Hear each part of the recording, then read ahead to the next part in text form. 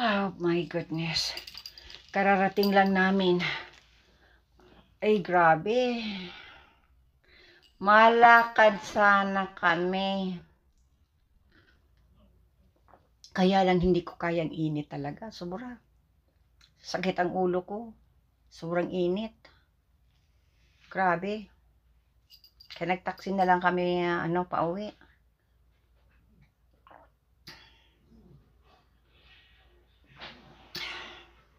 Grabing init talaga. Parang gusto kong buhusan ng ulo ko ng malamig na tubig. Sa sobrang init.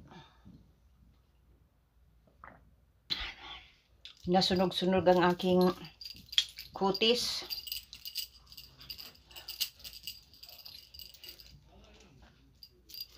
Ang aking gatas na skin.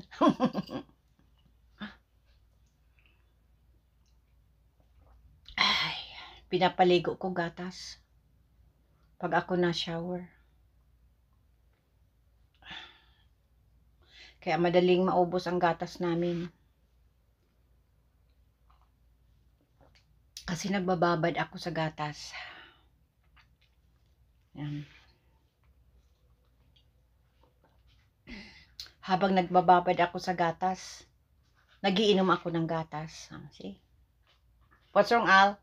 Just checking the laundry. Oh my goodness. It feels a tiny bit different. Just put it on for another 30 It's minutes. still wet? Okay, I'm gonna do what I have to do. What's wrong? I'm gonna relax. I know. I'll sort this out. I've got some stuff that belongs to me here, some treats.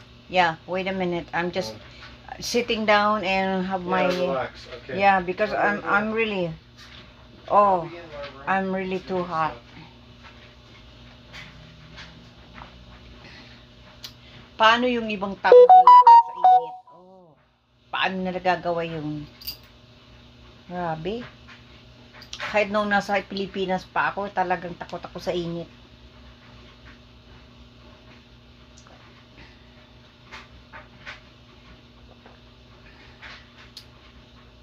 Hindi ko kayang i-expose ang kamay ko sa sa init, parang nasusunog. Siguro sanay na ako na palagi may long sleeve pag nalabas. Yan.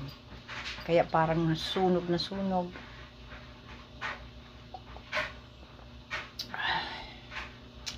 Ito ang aking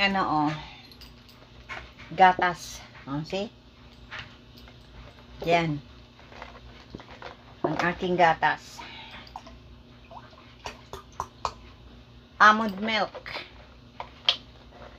Wala tong sugar. Dati, hindi ako sanay. Pero ngayon, sanay na ako. Ito ang gatas ko. Kasi kung hindi ako mag-inom ng gatas, kawawa naman ako.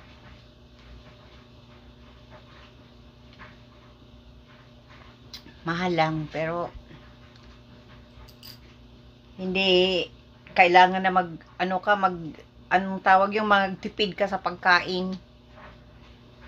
Magtipid ka na lang sa bakasyon, huwag lang sa pagkain. O magbili na kung ano-ano, huwag lang sa pagkain. Lalo na yung mga prutas, gulay. Yan. Basta hindi lang magtipid sa pagkain.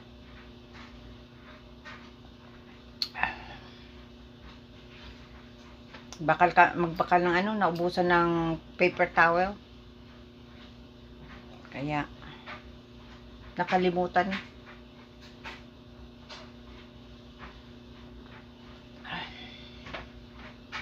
Ay, so mamaya malabas ako, diligin ko ang aking tanim.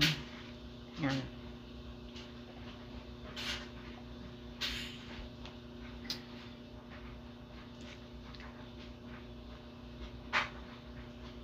Hindi na ako sanay may bangs. Inaalis ko. Dahil